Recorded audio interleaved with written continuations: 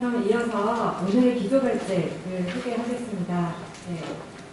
여주대학교 세종일가심 연구조사 박수 한번 주시면 수고합니다. 네.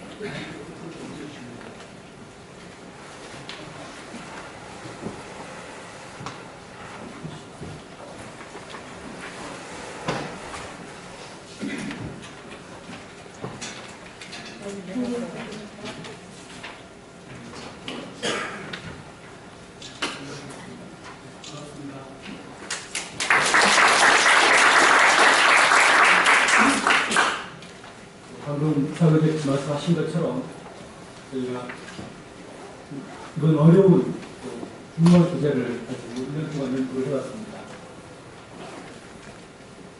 혼군 시대라는 가장 어려운 시대에 대한 연구를 했는데, 그동안 저희는 이제 세종이나 태종처럼 정말 잘 나가고 좋은 그런 시절을 연구했는데, 하다 보니까 이렇게 의외로 그 배울 점은 어려운 시절에서 많이 배울 수 있었던 것 같습니다. 저희가 여름방 내내 선조실록, 인조실록을 보면서 정말 우리가 놓치고 있는 게 이렇게 많구나 그런 생각을 하였고, 그 결과를 이제 같이 연구자들이 발표하게 됐는데요. 제가 오늘 발표를 준비하면서 주제는 참 무겁고 암울한데 그렇게 희망은 있다 생각을 합니다. 우리한테 세종대왕이라기 때문에 희망이 있는 그런 시간이 될 것 같고, 사실 우리가 연구자들이 연구한 것을 내놓지만 조금 같이 어울려서 우리가 어떻게 찾을 것이냐, 혹시 지혜를 대해서는 함께 토론을 통해서 찾아가길 바라겠습니다. 제 발표 순서는요, 이 앞에 전체적인 취지를 좀 말씀을 드리고, 선조와 인조시대의 그 6년간의 정치 공백, 이름이 좀 특이하지 않습니까? 6년 동안이 어떻게 되는지, 또 정치란 것도 뭘 말하는지 그 부분에 대한 발표를 드리고, 마지막 부분은 대한민국의 국가 경영으로 볼 때 우리가 선조나 인조 또는 세종한테 배울 게 뭐냐, 그런 메시지를 말씀드린 걸로. 제 앞에 보시면 명나라 만렵대라고 이제 명나라 만년 임진왜란 시기에 현지에 대한 얘기인데요. 그래서 자료집을 많이 좀 소개를 하려고 합니다. 자료집 제품이 잘 만들었지 않습니까? 그래서 자료집의 그 머릿말을 보시면 이 레이왕이라는 사람이 쓴 책이 여기 앞에 있는데요. 1587 만렵 15년 아무 일도 없었던 해라고 되어 있습니다. 이 책을 보면 맨 앞부분이 평범한 5.5 사건으로 시작됩니다. 1987년 3월 2일에 점심무렵에 회의를 소집한다 라는 소식을 받고 많은 명나라의 대소신료들이 궁궐로 급히 달려옵니다. 겨우 다 왔더니 이 소식이 잘못됐다, 잘못 전달했다 라는 그런 허탈한 일을 듣습니다. 그야말로 평범하기 짝이 없는 이 사건이 논란거리가 될 만큼 정말 그해 1987년은 아무 일도 없었던 해였습니다. 저자 레이황의 말처럼 당시 세상은 평안하여 한 해 내내 특기할 만한 큰 사건이 아무것도 없었다라고 되어 있습니다. 하지만 기록을 보면 그해 봄에 산동성에 3천여 명의 농민이 기근으로 자포자기 상태로 빠져서 집단 도적이 되었다는 기록, 또 불과 5년 뒤인 1992년에 바로 일본의 토요토미 히데요시가 명나라를 정벌하겠다고 길을 들자면서 조선을 침공하였습니다. 그리고 그로부터 29년 뒤에 1616년에 바로 누르하치가 만기 후금을 세우고, 이후 명나라는 나중에 청나라로 개칭해서 후금의 나라를 빼앗기고 말이죠.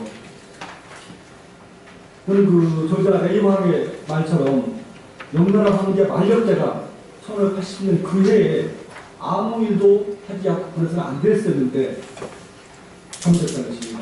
목숨을 걸고 국악의 실정을 비판해오는 어사, 해사라는 사람의 제안을 왕따시키고 근무평정을 대충대충해서 국가기관이 무너진 상태에서도 사람들이 기뻐한다. 이걸 보고 만족해서는 안 됐는데 그때 기회를 얻었다. 그 다음 페이지 보시면 명나라에서 가장 재능 있는 장군인 척계광, 이런 명장의 군제 계열관도 우리 탕고에서 썩고 말았습니다. 무엇보다도 건주의 추작, 청태조가 되는 누르하치의 세력 확대를 막기 위해서 빨리 토벌해야 한다는 그런 초동 토벌에 대한 노동 순무의 그릇도 다 부셨습니다. 한마디로 여러 가지 중요한 징조와 정보와 소식이 있었지만 다 그런 것들을 무시하고 아무 일도 하지 않고 지나간 것이 결국은 명나라가 망하겠다는 메시지인데요. 그 비슷한 시기도 우리나라 선조 20년 시기인데 우리나라의 가뭄과 전염병으로 많은 사람이 죽어나갔습니다. 당시 이수신 장군이 흥정도, 녹군도에서 침입한 여진족을 적폐한 그런 회의도 한데요. 그 당시에 2년 뒤인 1589년 양천나라는 상원이 올린 상소를 보면 밖으로 병방의 시비가 계속되고 안으로 토목공사가 많아서 군주의 백성들이 쓰러지고 유리 거식대가 태반에 이른 상황인데 높은 지위에 있는 자들이 방파를 모으고 사욕을 채우고 수령은 민생을 착취하는 데 힘을 기울인다고 개탄하고 있습니다. 그런 상황에서 국왕 선조는 여전히 양반을 군역에서 제외시키는 등 안이한 조치를 취하고 있습니다. 저는 이런 완력제나 선조가 놓쳤던 그런 부분들을 우리가 좀 잘 찾아서 그러려면 우리가 도울 점 있지 않겠느냐라는 것이었습니다. 이 선조의 가장 큰 문제는요, 비소통적 태도였습니다. 선조는 조선의 왕 중에서 가장 일을 잘할 수 있는 조건을 갖추고 있는 사람입니다. 유명한 몽룡성세, 몽룡이 선조의 능을 가리킨 말인데 그 시대의 인재가 번성할 시기였습니다. 아시는 것처럼 이황 같은 석학 지식이 있었고 석학적인 지식인 이수신, 권율 같은 명장도 있었고 이송윤 같은 재산, 허준 같은 명리, 그야말로 최고의 인재가 차고 넘치는 시대가 바로 선조 시대였습니다. 선조는 어떤 생각으로 그 많은 인재를 놓치고 최악의 혼인이 되었나, 이게 저를 말씀드리기 위한 메시지인데 사실 이런 주제는 지금 앞에 계시는 정윤재 교수님하고 한 10여 년 전부터 같이 공부했던 주제입니다. 대부분 우리가 선비 연구를 하다 보니까 정작 중요한 자리에서 결정을 짓는 사람들에 대한 얘기를 하지 않고 있다는 것입니다. 특히 지위에 있는 사람들이 역할을 하게 되는데 대부분 선비들은 그냥 제야에서 옳은 소리, 다른 소리만 하지 실제로 결정 짓는 일을 하지 않거든요. 근데 우리가 할 것은 우리 왕과 재상처럼 지위에 있던 사람들이 이른바 이러저러하면서 제안했지만 선택되지 않은 것도 있고 선택된 것도 있는데 특히 선택되지 않았던 사람들이 이게 무슨 의미가 있느냐, 그때 그 했더라면 어떻게 됐을까, 이런 부분들을 좀 실록 등에서 자세하게 살피는 것이 우리가 중요하겠다라는 것이 이제 저희 처음 출발해서 이게 작년 봄에 이제 정은재 교수님이 그 전에 한국중앙연구원에 있을 때 같이 연구소에서 같이 꾸준히 해왔습니다만 정은재 교수님 이걸 한번 좀 3년 동안 해왔으면 좋겠다. 그래서 그때 조선왕실의 국가전용 스토리텔링이라는 그 연구 주제를 그때 이제 카페에서 잡고 2004년도에는 해도부터 성종까지를 이제 작년에 정했습니다. 그래서 어제 이 결과가 통과가 돼서 조만간 책으로 나오고, 그리고 2차년도가 지금 선조하고 군조인데 제가 이제 대학을 여주대학을 옮기면서 저 연구소의 주제를 가져와서 올해 하는 것이 또 발표하게 됩니다. 내년도에 3차년도에 이제 예상컨대 숙종부터 영조, 종조까지 쭉 이어지는 또 순주시대까지 3차년도가 완성이 되면 처음에 그 계획했던 것처럼 조선왕조가 어떤 나라였고 어떤 점에서 좋았고 어떤 점을 놓쳤는지 그런 부분들을 자세하게 볼 수 있지 않을까라는 그런 리더십에 대한 스토리를 발굴할 계획을 갖고 있습니다. 오늘 주제가 이제 혼분식인데요. 많은 부분들이 굉장히 공감됐던 부분입니다. 정말 우리 역사에서 혼분이 나타났을 때 얼마나 백성이 힘든가를 단적으로 많이 겪어봤기 때문에. 제가 이제 보니까, 이 자료주에는 안 나와 있습니다만, 임진왜란과 정자화란, 특히 임진왜란 때 역사 속에서 사람들이 서로 잡아먹는 이런 기록도 있고 안 나옵니다. 제가 볼 때 영조실록에서 극심한 기능 속에서 자기 자식을 다른 사람에게 주고 다른 사람 자식을 잡아다 서로 바꿔먹는 그런 기록을 해봤어요. 근데 그와 비슷한 기록이 선조시되고 있습니다. 전쟁 중에 계속 농사를 못 지으니까 극도의 기근 속에서 사람이 서로 잡아먹는 거죠. 근데 제가 볼 정말 백성들이 그랬던 것은 전쟁 포로였던 것 같아요. 임진왜란 때 거의 10만 명의 전쟁 포로가 일본으로 끌려갔습니다. 7년 동안. 그리고 천년길에 지천지 보게 되면 병자호가 더 많은 50만 명이 끌려갔습니다. 이게 겨우 10만 명 정도가, 10분의 1 정도가 병자호를 할 때 5만 명 정도가 겨우 이제 데려오는데 그 많은 가족들이 끌려가고 다시 데려오고 그런 과정에서 백성들의 삶은 완전히 극도로 피폐해지는 상황이에요. 이런 그 당시 전쟁이라는 어려운 시기도 중요했지만 어찌 보면 정치 차원에서 볼 때 더 중요한 것은 율곡 선생이 말했던 것처럼 세종 때 세워졌던 국가 경영의 틀, 가장 중요한 틀이 완전히 무너졌다는 것입니다. 그래서 세종이 세웠던 국가 경영의 틀이 뭐냐? 율곡 선생이 간단히 말합니다. 세종 시대는 소통의 시대였는데 두 가지 소통이었다. 하나가 말을 소통하는 시대였고 백성들과 나라의 지도자들, 백성끼리, 지도자끼리 지식이 잘 과거로부터 현재로, 미래로, 옆으로 소통되었고 두 번째가 인재들로 하여금 자리에 앉도록 하는, 제자리에 앉도록 하는 인재의 소통과 말의 소통이 바로 세종시대의 정치의 가장 중요한 부분이라는 것입니다. 일단 말씀드리겠습니다만 사실 요즘 대한민국은 완전히 지금 이 국가가 정치가 개입하지 않는 부분이 있습니다. 뭐 복지, 교육 모든 분야에 다 들어가 있습니다. 제가 볼 때 그 부분은 저희 정치학 개론을 제가 다 거의 잘못 배운 것 같아요. 정치학 개론을 맨 처음 우리가 볼 때 데이비드 이스턴의 얘기합니다. 정치는 뭐냐? The allocation of values. 사회적 가치를 어떻게 배분하느냐가 정치라고 배우고 있어요. 그러다 보니까 배분까지 가다 보니까 점점 정치가 행정국가가 된 거죠.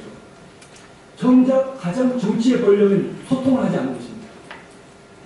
어쩌면 저희가 우리 오늘 가져가겠지만 국회에서 이런 발표를 하게 된 계기, 또 강길부께서 정말 이것은 국회에서 하면 좋겠다라고 하신 거가 정치의 가장 권력은 소통에 대한 얘기를 성공 사례와 실패 사례를 가지고 공유받았으면 좋겠다라는 것을 생각합니다. 그래서 저희가 이제 1년 동안 참 열심히 한 것입니다. 앞에 보시면 이제 만날 때는 아주 즐겁게 만났습니다. 이건 해보자. 앞에 미용분들이 앉아서 하고 있는데 판교에서 이제 만나서 공부를 했습니다. 근데 만날 때마다 점점 표정이 굳어갑니다. 정말 이게 선조시대였구나. 이게 인조시대였구나. 표정들이 보시면 심각하지 않습니까? 점점 갈수록 이렇게 있고 진지하고 저희들이 그냥 밥 시간을 놓치면서 한 서너 시간씩 이제 진료도 있고 토론을 했습니다. 특히 아래 소진영 박사님 그저 보면 지금 심각 모드로서 울려고 하고 있습니다. 보시면. 그래서 저희가 참 보면서 계속 이 시대가 정말 심각한 시기구나. 근데 놀라운 것은 저희 공통된 얘기가 지금 대한민국이 어쩌면 똑같이 선조 토강도 임진왜란 직전과 너무 똑같다라는 것입니다. 공감을 안 하실지 모르는데요. 저희도 보면서 여러 가지가 다 공통된 것이 큰일 났구나. 지금을 깨우치 못하면 정말 율곡말처럼 어느 하나 병들지 않은 것이었는데 나라가 망한 다음에 깨닫겠구나. 라는 것이 저희가 공통된 합의였습니다. 대체 어떻게 해야 되느냐. 이건 우리가 연구장을 말고 책 쓰려고 그런 게 아니라는 생각이 있습니다. 그래서 율곡의 말을 다시 보면 율곡에 따르면 성악지도에서 한 말인데요. 유명한 의사, 뛰어난 명의는요. 환자의 겉모습이 살쪘는지 뭐 말랐는지 이걸 보지 않는다. 맥을 짚어서 찰기, 맥, 지, 병, 그 맥을 짚어서 이 사람이 겉은 멀쩡하지만 병이 있는지 없는지 살핀다. 천하를 경영하는 자는 천하가 이미 안정되었는지 위태로운지를 보기 전에 중요한 그 기강을 보면 그 감이 정말 다스려지고 있느냐 아니냐 이거 보면 안다는 거예요. 그러면 여러분들 보시기에 대한민국 국가 기강 잘 타고 있나요? 저는 이 부분에서 정말 우리나라 기강의 문제를 다시 생각하겠다는 거 있습니다. 기강을 율곡은 뭐라 그러냐면 두 가지입니다. 하나가 말에 소통이 잘 되느냐. 사람들이 맡기지 않고 자기 말을 옳은 얘기를 제대로 할 수 있느냐. 말이 이른바 페이크 뉴스에 얽매이지 않고 제대로 소식이 잘 가고 있느냐. 또 좋은 지식이 과거로 현재로 잘 이어지고 있고 앞으로 잘 타는될 것이냐. 또 하나가 역시 인재 소통. 두 가지가 국가 기강에 우리 혈맥과 같아서요. 가장 중요하다고 말합니다. 바로 제가 소통 정치라는 이 표현을 썼던 거가 우리 정치 소통이 아닙니다. 말문을 트는 것, 소통하는 것 정치다라는 세종의 메시지인데 소통 정치가 가장 중요한데 정말 그걸 우리는 못하고 있다. 일곱 선생님을 하려면 우리나라 만년의 운이 세종대왕 때 그 기틀이 아까 국가기능의 틀이 잡혔다는 것입니다. 그 틀이 뭐냐? 바로 말과 인재를 소통하는 것인데 이걸 다시 새로 시작해야 한다는 것입니다.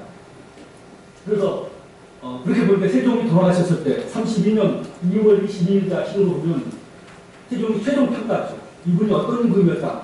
두 가지를 합니다. 세종은 사필사고 일할 때 반드시 옛것을 스승 삼았다는 것입니다. 옛날에 어떻게 성공했는지 실패한 이유가 무엇인지 어떻게 해야 되는지 과거 지식을 오늘로 가져오고 또 오늘 것을 미래로 연결하는 그런 작업을 했습니다. 이른바 말과 지식을 소통하는 가장 뛰어난 임금이었다고 말합니다. 또 하나는 뭐냐면 임명상 현명한 사람을 위임하고 능력 있는 사람에게 일을 시킨 것입니다. 옛날에 인재했을 때는 현명한 것 같은 말입니다. 현한 사람은 일을 기획하고 그걸 통째로 맡길 만한 사람이고 능한 사람은 시키는 일을 잘하는 사람이에요. 그걸 잘 구분해서 맡기거나 시키는 것을 잘하는 사람이 세종이었다는 것입니다. 한마디로 말과 인재를 가장 뛰어나게 잘하는 임금이었다가 세종 정치에 대한 최종 평가했습니다. 그렇게 볼 때 세종의 말씀을 보면 우리 유명한 경연이라는 것인데 제가 이따가 한번 결론 부분에서 우리나라 국무회의에서 경연 방식을 도입하는 것 어떨까 하는 제안을 해보려고 합니다. 요즘에 이제 제2국무회의 이게 이제 대통령 공약이 나오면서 공개됐는데 그래서 세종이 1898회를 경연 세미나식 버전을 먼저 지식과 마음을 소통하고 이뤄가는 것입니다. 한 달에 5번씩 합니다. 매주 한 번 이상 왕이 참여하는 경연 방식을 해서 국정 프로 중심으로 직접 백성을 찾아가서 만나는 물어보는 백성을 찾아가서 이를 물어보는 방식을 취해서 수직적 소통도 하고 가장 중요한 것은 말이라는 문자라는 지식 권력을 모두 나누면서 자유롭게 제 뜻을 실업하도록 하는 이런 것이 세종의 바로 말의 소통의 최고 근거가 되겠습니다. 지식의 소통을 너무 잘하시는 것처럼 역시 일곱가입니다만 문제가 있으면 그 신분을 따지지 않아요. 장영실이 노비 출신이지만 그를 요즘 같은 국자급까지 종상품 배우분까지 오고 그리고 집현전에서 많은 인재를 길러서 또 배출하고 그러다 보니까 그 시대를 말합니다. 지금 인재가 지극히 번성하다는 말이 이미 시록에 지나서 그야말로 인재를 아주 잘 썼던 최고의 소통 군주가 세종이었다는 게 최종 그에 대한 평가였습니다. 제가 이제 오늘 이번에 이제 강의를 준비하면서 발표를 하면서 했던 것인데요. 저희 연구팀이 시작하는 것은 뒷부분 선조와 인조시대입니다. 그런데 선조와 인조시대를 보려면 뽕도 올라가서 명종시대부터 가야겠다. 그러니까 명종시대로 이렇게 시작했습니다.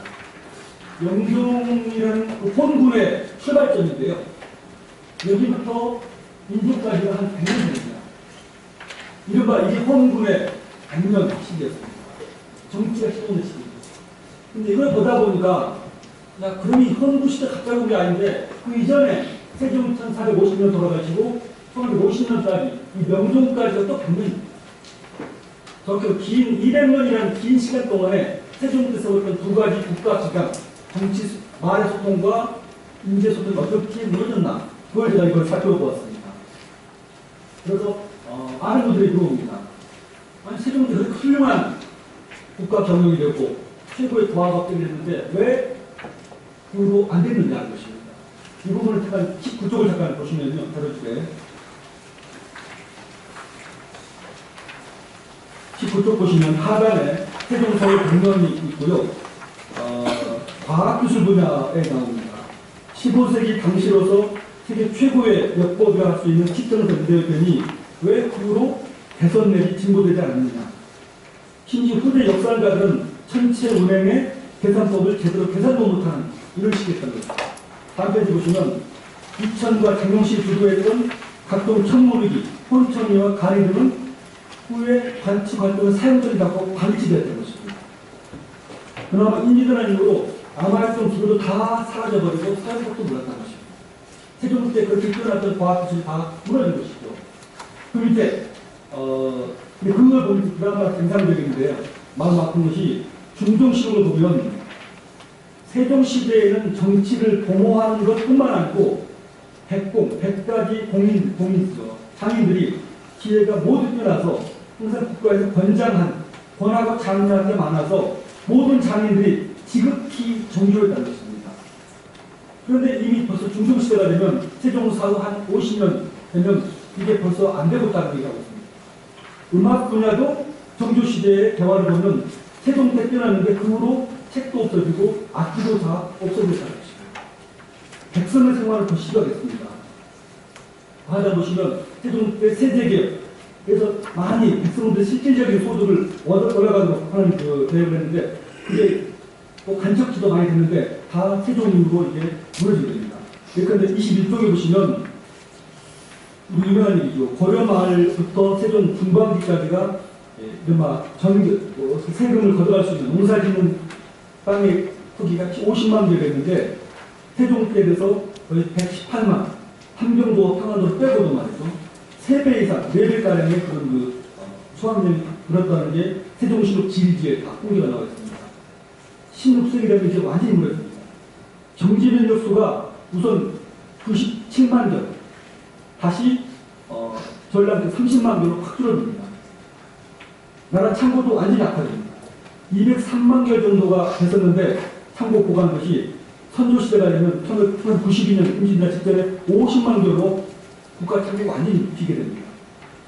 그 이유는 써놨습니다만 벌써 국가 재정까지도 무너집니다. 그러면 당연히 국방도 소홀됩니다. 21조 마지막인데 조선 이대유 시대가 전국을 통일하고 신무기로 군사를 무장하는데 조선은 국방에다 무관식 때문에 노비와 양반이 전부 병역에 면제되고 병역소 절대 부족입니다.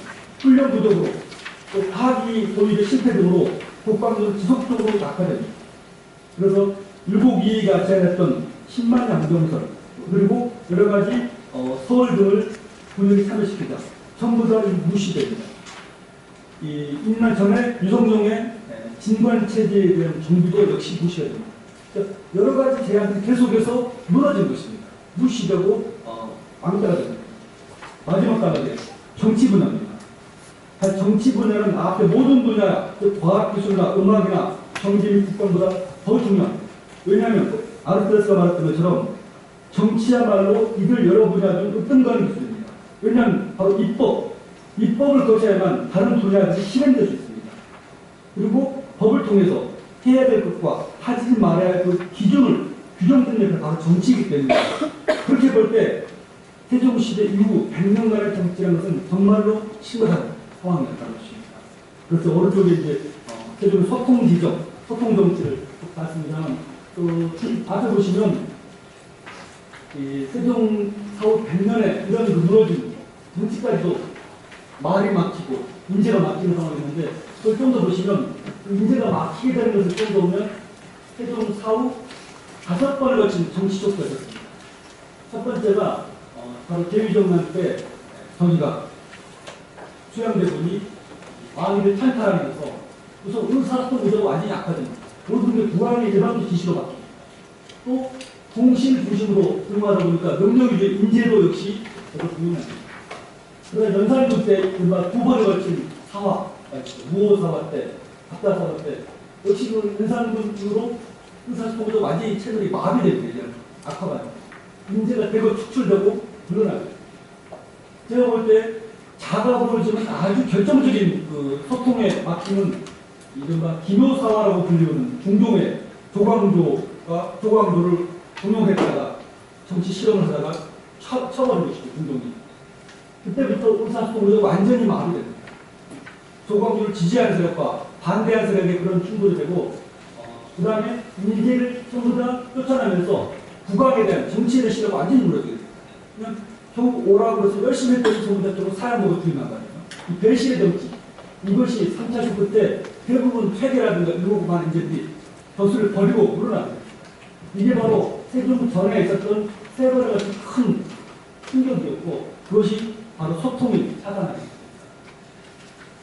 그러다가 이제 바로 광해군 시대에 이른바 은혜 분당이라는 서로 동인과 선이 발생합니다. 이른바 이 정치가 이제는 어떤 말을 하고 인재를 뽑을 때 이게 국가에 도움이 되느냐, 백성에 도움이 되느냐 가지고 이게 우리 당 영수가 이걸 어떻게 보는지, 반대하는지, 분당의 영수의 의향을 가지고 모든 걸 다른과 결정이 됐어요. 인재까지도. 이조 전략을 또 대부분이 자기 당 땅에는 출로 입주. 나가면 나쁜 놈으로 적으로 몰아가고 우리 당은 무조건 보호하는.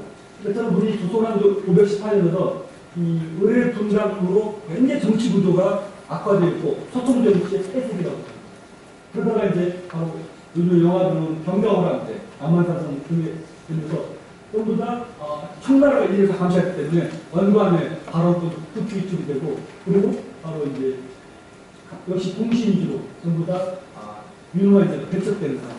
그리고 제가 이제 하나 실험적인 오늘 그 가설입니다만 200년간의 5번에 걸친 정치 쇼크가 결국은 인재와 말을 소통하는 세종도에서 완전히 무너지게 되었고 그 이후에 숙종과 영조와 정조는 다시 세종대의 정치를 복원하고자 하는 그런 노력이었다고 저는 판단을 하고 있습니다.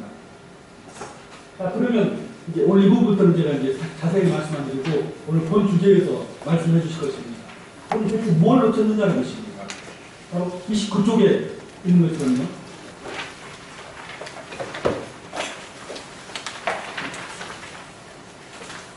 이 29쪽을 보시면 인기인들의 발발 이전에 여러 가지 문제의 결과가 나오는데 이 부분만 잠깐 보고 뒷부분을 이제 논란 박사님 해줄 것입니다만 그 인용 부분을 잠깐 보시겠습니다. 선조 초년의 실록을 보면요. 29쪽에 상반의 두 가지 모습으로 점철되어 나타났습니다. 하나는 무너진 국가 및 사회 기강의 모습입니다.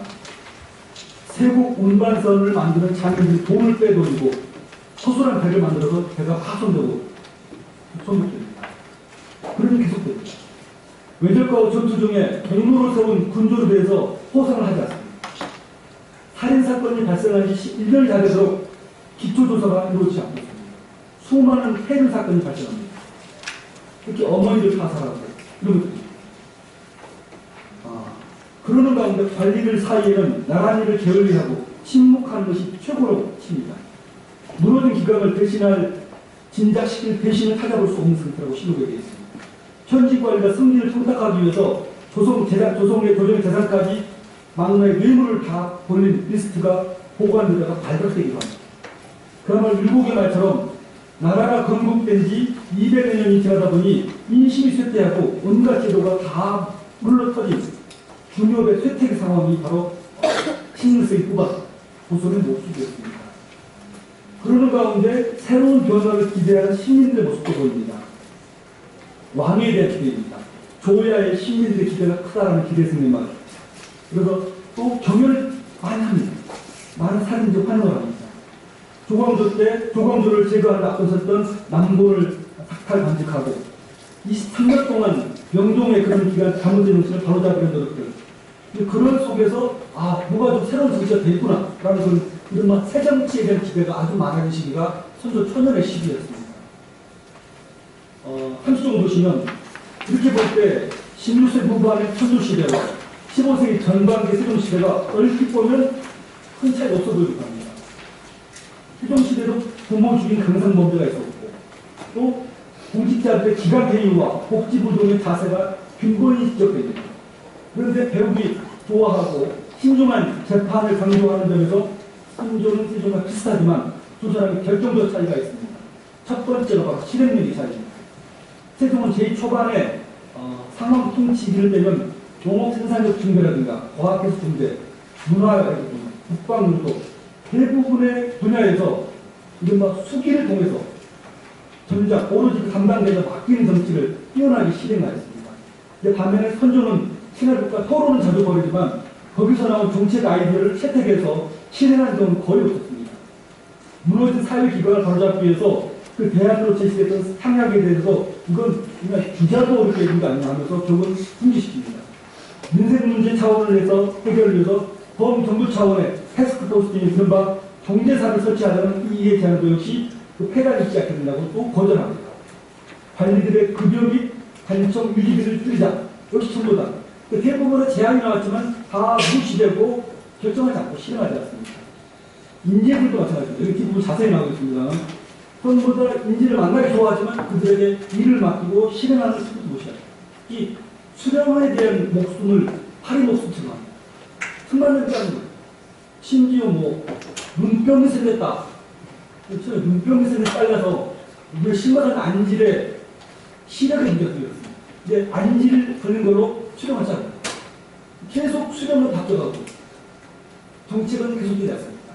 그게 바로 선조의 인재를 다 가볍게 여기는 거. 이런 부분들이 그렇습니다. 31쪽에 있는 부분은 바로 공인과 서인이라는 이 정치 이념이나 정치적 이권 문제가 처음엔 가벼웠는데 점점 많이 갈라지는 그런 정당이 나왔다는 거죠. 그 31쪽의 하단에는 그 율곡의 10만 양병설에 대한 부분을 써놨으니까 한번 참고로 보시기 바라겠습니다. 그 다음에 이제 32쪽에 이제 유글라스에서 임진왜란 발발 이전에 선조의 인재 경력, 선조가 어떤 점에서 많은 정보를 알았음에도 불구하고 실패했는 부분을 자세하게 볼 수 있고, 역시 그 평양을 포기한 결정적 실수 이런 것도 뒤에 나오겠고요. 민족의 경우도 국방체계를 통제했을 때 이 부분을 또 어떻게 문제가 있었는지, 그리고 민족 초반에 국회법이라는 뒤에 발표하실 이제 소진영 선생님에 따르면 국회법은 재정과 군사 여러 가지를 다 해결할 수 있는 굉장히 좋은 다목적적인 솔루션이었는데 이거를 결국 여론 정치를 위해서 포기했다는 거죠. 그것이 결국 경제원랑 꼼짝 못하죠. 마지막 부분 이제 외교 부분에서 완전히 이제 명나라의 망해가는 명나라의 일본도 외교 정치의 결국 어떤 위험이 있습니다. 그리고 전쟁 종료호란과 경자호란 사이가 딱 10년간의 공백입니다. 그 10년간의 공백에 어떻게 기회를 놓쳤는지에 대한 부분들을 이렇게 마지막 마무리를 하고 오겠습니다. 너무 빨리 진행하고 있습니다. 시간이 없나요? 않습니까? 아닙니다. 사실 이걸 말씀을 드리고 싶어서 오늘 긴 논문을 준비했는데요. 36쪽에 있는 부분입니다. 36쪽에 보시면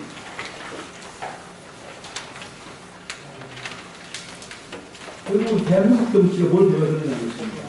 36쪽 보시면 저는 그 유고입던 가운데 보시면요. 만 칸의 큰 집을 오랫동안 수리하지 않음으로써 그는 들보에서 작게는 석가래까지 썩지 않은 것이 없는 게 당시 조선사회였습니다.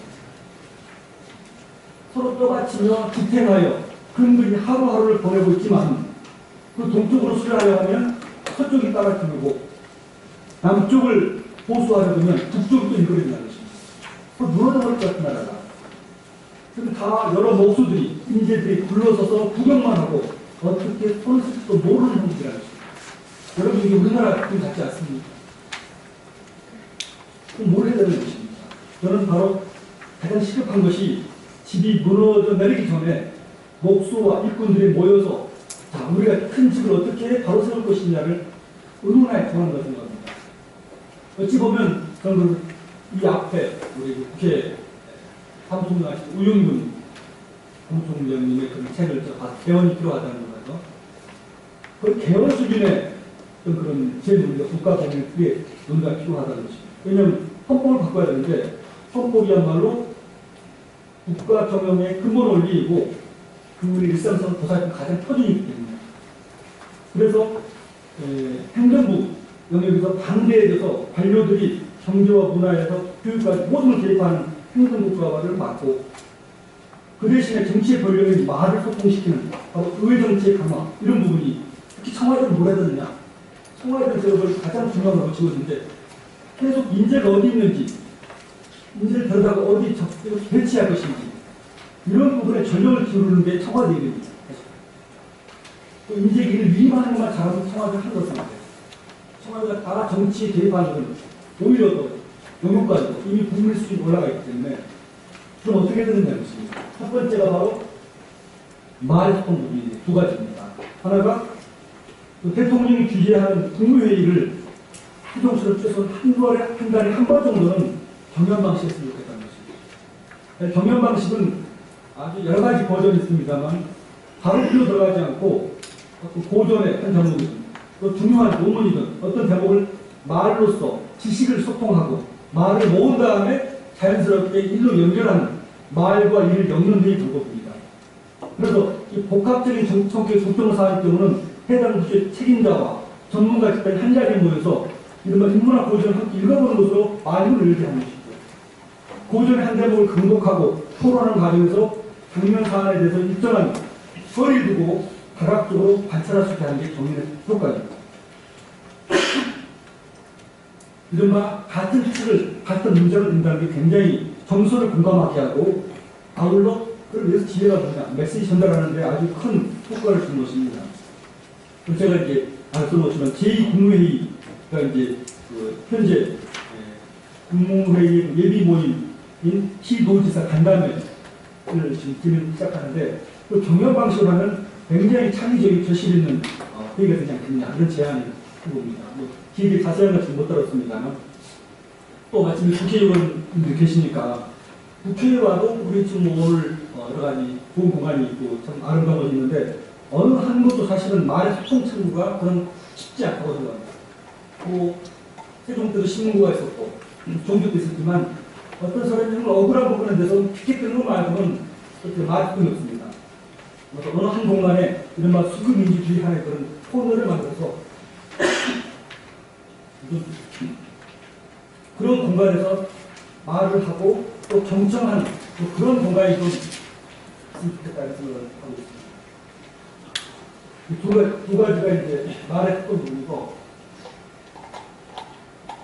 인지의 소통 부분은요.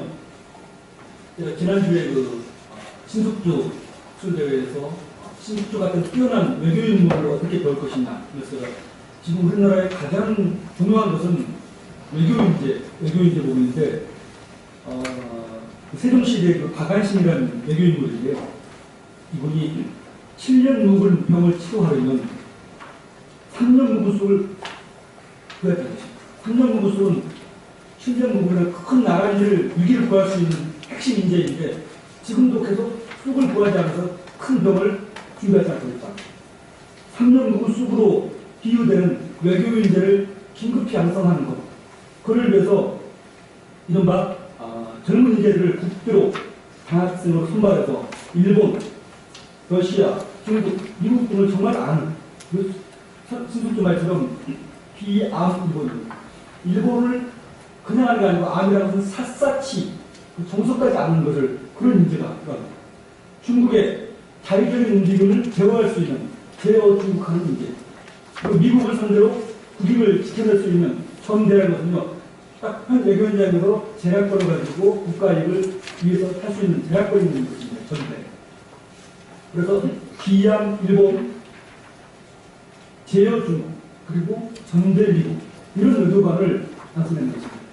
지금 우리나라 외부에 있는 그런 분들을 이제 섭외하는 거 보면요 대부분이 유명해진 다음에 이제 뭐 국제학술대 초청한다든가 학자를 추천하는 고액의 기조강의를 지급하고 연금을 지급합니다. 다 사후로들 합니다. 대부분의 이런 분들은 이미 학부 과정, 또 대학원 과정에서 다 스칼라십으로 일본과 중국의 영향을 받고 왔습니다. 그런 사람들 결정적인 순간에 우리 편 절대 안 됩니다. 기폭식을 하고 있는 것이죠. 아예 우리는 학부 과정부터 정말로 뛰어난 인재를 300명을 현지 학생들, 우리나라 학생 이렇게 하지 않으면 중장기적으로 결정적인 순간에 우리에게 도움을 줄 수 있는 인재를, 외교인재를 만나기 힘든 것입니다. 마지막으로 이제 정부 부처의 쇄신 부분인데요. 사실 뭐 우리 오님 잘 모르시겠습니다. 대학 상황에서는요, 이걸 교육부를 폭파시켜야 됩니다. 격하게 말씀드립니다만, 교육부 관리들이 현지 사정을 너무 모르고 완전히 그냥 이러저런 기준을 지금 조작한 거예요. 따라오게 해요. 또 개돼지만 그냥 아시죠. 그런 인식을 갖고 있습니다. 한번 현재 교육부 관리 중에서 교사 출신, 학교를 아는 분의 비율이 얼마나 되냐 보십시오. 점점 줄어가지고 거의 없습니다. 고시 합격하고 그 공부한 사람들 전부 다 교육을 좌우하다 보니까 이런저런 기준을 가지고 전부 다 아니 그냥 너 대학 따라와. 따라오면 돈 주고 안 그러면 맞겠다. 그렇죠. 이래가지고 100년은 그냥 10년 넘게 되겠습니다. 그런 교육부 관리를 정말 저는 우리 오늘 사회 보신 우리 권혜진 박사님 아이들 이분들 전부 다 세종시대처럼 사과 독서를 주자. 1년 동안 출근하지 말고 그냥 월급도 받지 말고 그냥 돌아라. 연구해라. 무급 사과 독서를 주면 우리나라 교육이 그나마 숨쉴 틈이 나오고 뭔가 솟아날 것인데 이런 것을 너무너무 심각한 상황이라는 저는 말씀드리고 싶습니다. 우리 총장님 걱정하십니다. 우리 대학이 주최하는 것을 이렇게 심각하면 교육부 사람들이 어떤 생각을 하느냐. 개인적인 바람을 말씀드립니다. 그래서 저는 이제 우리가 계속 18회를 좀 주장하는데요. 사실 저는 보면서 6조 2호에 대한 부분이 사실 가장 기본적이면서도 거기다 함축됩니다. 인사부분, 재정부분, 국방. 근데 계속 관리들이 이제 뭐 부서를 내고 복사처럼 됩니다. 문법에 복사를 하는 거죠. 절대 국민 수준이 아닙니다. 정부 부처가 정말로 단순화돼야 되고 필요하면 그때 애도하고 만들어졌는데 점점 부처가 지금 광만하다 보니까 다 개입하는 것이죠. 광만해지면 사람이 가게 되고 사람이 일을 하게 되면 점점 아랫사람이 통제하는 것이죠. 저는 이런 부분들을 전면 쇄신해서 정말 세종 때처럼 말을 소통시키고 인지를 소통시키는 그런 정치로의 복음. 그러지 않으면 우리 또다시 선조시대처럼 인조때처럼 엄청난 위기에 처할 것이다. 그런 붕괴한 위기를 느끼고 있습니다. 너무 무거운 말씀을 드려서 죄송하고요. 여기까지 제 발표를 마치겠습니다. 감사합니다.